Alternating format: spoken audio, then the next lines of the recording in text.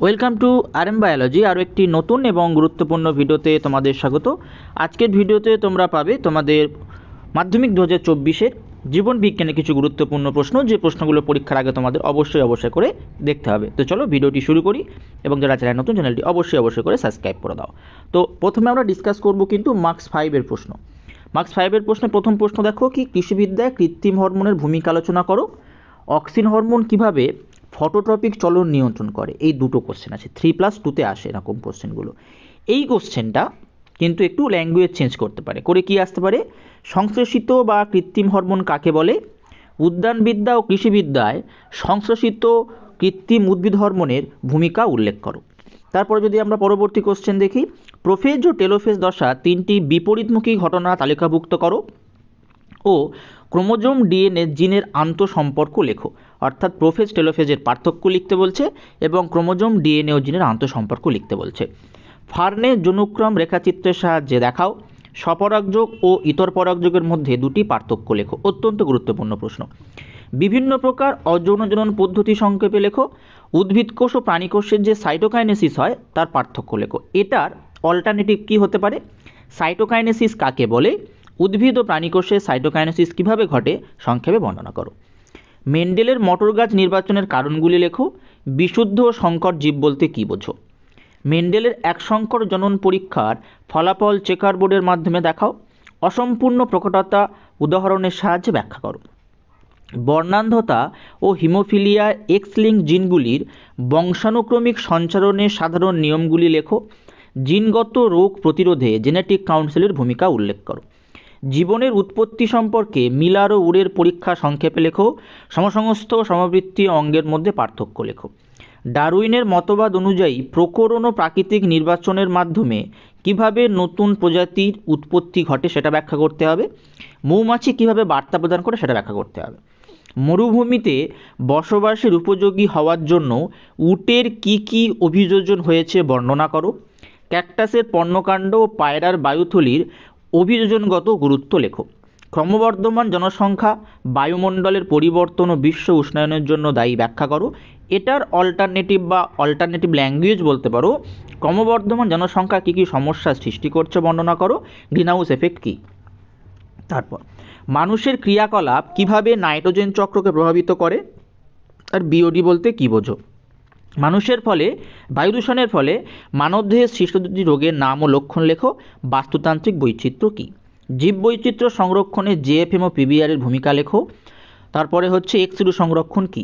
Biosphere রিজার্ভের গঠন বা বিভিন্ন অঞ্চলগুলির বর্ণনা দাও। ক্রায় সংরক্ষণ কী। এগুলো কিন্তু মার্কস 5-এর জন্য গুরুত্বপূর্ণ।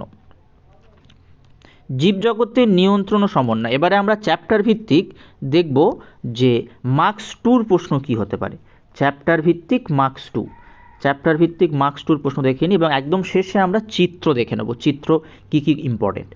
চ্যাপ্টার ভিত্তিক মার্কস 2 দেখো, জীবজগতের নিয়ন্ত্রণ ও সমন্বয় থেকে উদ্ভিদ কীভাবে সাড়া প্রদান করে। একটি সহজাত অভ্যাসগত প্রতিবর্ত ক্রিয়ার উদাহরণ দাও। ক্যাটারাক্ট বা চোখে ছানি পড়ার কারণ কী। মাছের গমনে পটকার ভূমিকা। ট্রপিক চলনের দুটি পার্থক্য নয়, ট্রপিক চলনের দুটি বৈশিষ্ট্য হবে আর কি, ট্রপিক চলনের বৈশিষ্ট্য বা উদাহরণও আসতে পারে। ফটোট্রপিক চলন বলতে কী বোঝো। উদ্ভিদ হরমোনকে রাসায়নিক দুধ বলে কেন, বা হরমোনকে রাসায়নিক দুধ বলে কেন। কৃষিকার্যে জিব্রেলিনের ব্যবহারিক প্রয়োগ। মিশ্রগ্রন্থি কাকে বলে উদাহরণ দাও। হরমোন ও স্নায়ুর মধ্যে পার্থক্য। গ্লুকাগনকে ইনসুলিনের বিপরীত হরমোন বলে কেন। স্নায়ুতন্ত্রের গঠনমূলক কার্যমূলক উপাদানের নাম। পাখির উড্ডয়নে পেশির ভূমিকা। সাইনোভিয়াল সন্ধি কাকে বলে। জিব্রেলিন ও সাইটোকাইন হরমোনের দুটি গঠনগত পার্থক্য। জিব্রেলিন, তারপরে আছে ইস্ট্রোজেন ও প্রোজেস্টেরন হরমোনের একটি উৎসগত একটি কার্যগত পার্থক্য। মায়োপিয়া রোগের কারণের প্রতিকার। অ্যাক্সন ডেন্ড্রনের গঠনগত একটি কার্যগত পার্থক্য। তারপরে জীবনের প্রভাবনতা থেকে ক্রোমোজোম কাকে বলে, জিনের দুটি বৈশিষ্ট্য। অটোজোম কাকে বলে, সেন্ট্রোমিয়ারের উপস্থিতি অনুসারে ক্রোমোজোমের শ্রেণীবিভাগ করা। অ্যামাইটোসিস কাকে বলে, কোষচক্র কাকে বলে। স্টকশিয়ন বলতে কী বোঝো। ইউক্রোমাটিন হেটারোক্রোমাটিনের পার্থক্য। মাইটোসিস মিওসিসের পার্থক্য। যৌনক্রম নিষেকের সংজ্ঞা। মাইক্রোপ্রপাগেশন কাকে বলে। স্বপরাগযোগ ইতর পরাগযোগের পার্থক্য। ডিএনএ আরএনএর পার্থক্য। বংশগতি ও কয়েকটি জিনগত রোগ থেকে জিনোটাইপ ফিনোটাইপের মধ্যে পার্থক্য, মানুষের লিঙ্গ নির্ধারণে ওয়াই ক্রোমোজোমের ভূমিকা, বৈবাহিক সম্পর্ক স্থাপনের আগে রক্ত পরীক্ষা গুরুত্বপূর্ণ কারণ জেনেটিক কাউন্সেলিংয়ের ব্যাপারটা, হিমোফিলিয়ার লক্ষণ কী, থ্যালাসেমিয়ার কারণ কী, সমসংকর বলতে কী বোঝো, এক সংকর দ্রোণ পরীক্ষায় আর F1 উৎপন্ন সব মটর গাছের লম্বা হওয়ার কারণ কী, টেস্ট কস ও ব্যাকটসের পার্থক্য কী, বর্ণান্ধতা কত প্রকার ও কী কী, হিমোফিলিয়ার কারণ এবং লক্ষণ, মেন্ডেলের বংশগতি পরীক্ষায় মটর গাছ নির্বাচন করেছিলেন কেন, লিঙ্গ নির্ধারণের ক্ষেত্রে মাতার ভূমিকা নেই কেন, শঙ্করায়নের পরীক্ষায় মেন্ডেলের সাফল্য লাভের কারণ কী, শঙ্করায়ন সহপ্রকটতা প্রকট ও নিমাস্কুলেশন কাকে বলে। এই প্রশ্নগুলো কিন্তু মার্কস টুর জন্য ইম্পর্টেন্ট। অভিব্যক্তি অভিযোজন চ্যাপ্টার থেকে নিষ্ক্রিয় অঙ্গ অভিব্যক্তির সম্পর্ক, মানুষের কক্সিসকে নিষ্ক্রিয় অঙ্গ বলে কেন, মরু অঞ্চলে ক্যাকটাসের পাতায় কী পরিবর্তন দেখা যায়, সুন্দরী গাছের মূলে লবণ সহনের জন্য দুটি অভিযোজন বর্ণনা করো, জল সংরক্ষণের জন্য উটের দিয়ে দুটি পরিবর্তন উল্লেখ করো, সমসঙ্গ সমবৃত্তি অঙ্গের পার্থক্য, ক্যাকটাস জাতীয় উদ্ভিদের পর্ণকাণ্ড সৃষ্টি হওয়ার কারণ, ক্যাকটাসের দুটি শারীরবৃত্তি অভিযোজন, মাছের দিয়ে পটকার ভূমিকা, পায়রার দিয়ে বায়ুথলির গুরুত্ব, উটের শারীরবৃত্তি অভিযোজন উল্লেখ করো, উটের আরবিসির বৈশিষ্ট্য লেখো, ঘোড়ার বিবর্তনের 4টি বৈশিষ্ট্য বা গুরুত্ব, এগুলো। তারপরে অপসারী অভিসারী জীবাশ্মের ভূমিকা।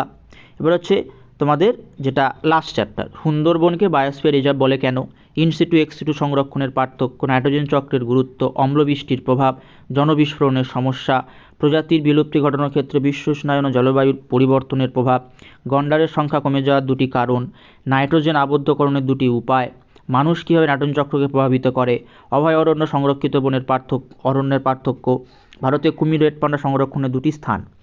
এবারে দেখবে তোমাদের মার্কস 5-এর প্রশ্নগুলো থাকে 3+2, 2+3, সেগুলোর জন্য 3 নম্বরের যে প্রশ্নগুলো একটু অল্টারনেটিভ যে প্রশ্নগুলো থাকে, যেমন অ্যাড্রিনাল গ্রন্থির অবস্থান লেখো, এই গ্রন্থি নিঃসৃত হরমোনগুলির নাম লেখো, অ্যাড্রিনালিনকে জরুরিকালীন হরমোন বলা হয় কেন, হরমোন উৎসেচকের মধ্যে পার্থক্য লেখো, নিউরনের কার্যগত শ্রেণীবিন্যাস করো, অ্যাক্সন ও ডেন্ড্রনের প্রধান কাজগুলি লেখো, মানুষের দেহে কবজা ও বল ও সকেট অস্থিসন্ধির অবস্থান ও গমনে ভূমিকা লেখো, থাইরয়েড গ্রন্থির অবস্থান এই গ্রন্থি নিঃসৃত হরমোনের কাজগুলি আলোচনা করো, হরমোনের কাজের ফিডব্যাক নিয়ন্ত্রণ পদ্ধতি, কোষচক্র বলতে কী বোঝো, কোষচক্রের বিভিন্ন দশা বর্ণনা করো, অ্যামাইটোসিস কোষ বিভাজন কাকে বলে, এই ঘটনাস্থল লেখো, এই প্রকার কোষ বিভাজনের পদ্ধতিটি সংক্ষেপে লেখো, কৃত্রিম অঙ্গজ বংশবিস্তার কাকে বলে, উদ্ভিদের কৃত্রিম অঙ্গজ বংশবিস্তার পদ্ধতিগুলি সম্পর্কে সংক্ষিপ্ত বিবরণ দাও, ন্যাস্টিক ট্যাকটিক চলনের পার্থক্য, অক্সিন হরমোনের ভূমিকা, কৃষিবিদ্যায় সাইটোকাইন হরমোনের ভূমিকা, উদ্ভিদ ও প্রাণী হরমোনের মধ্যে পার্থক্য, অগ্রপিটুইটারি গ্রন্থি থেকে নিঃসৃত দুটি হরমোনের নাম ও তাদের কাজ, সন্তরণে মাছের পাখনার ভূমিকা,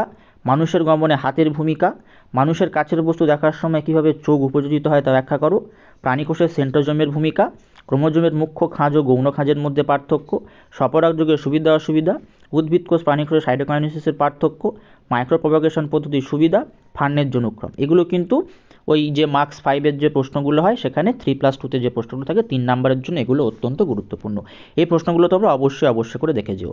এরপরে বাকি যে শর্ট প্রশ্নগুলো থাকে, অর্থাৎ তোমাদের MCQ বা যেগুলোকে VSQ শূন্যস্থান পূরণ, এই যে কোশ্চেনগুলো আছে, এই কোশ্চেনের যে টপিকগুলো আছে, এই টপিকের মধ্যে যে শর্ট ইনফরমেশানগুলো আছে সেখান থেকে কিন্তু MCQ বা SAQ তোমাদের হয়ে থাকে।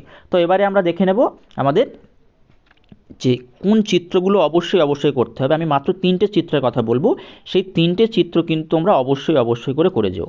সেটা হচ্ছে কি, প্রথম সবথেকে উল্লেখযোগ্য এবছরের জন্য নিউরন, সবথেকে উল্লেখযোগ্য কি নিউরন, নিউরনের চিত্র কিন্তু অবশ্যই করে তোমাদের করতে হবে। নিউরন, আমি মার্কিংগুলো বলছি না, নিউরনটা পুরোটা করে রাখো, যেগুলো মার্কিং আসবে সেগুলো অবশ্যই করতে পারবে। প্রতিবর্ত পথ,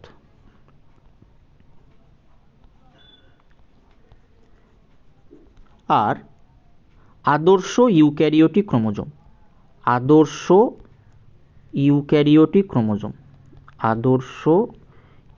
ইউক্যারিওটিক ক্রোমোজোম।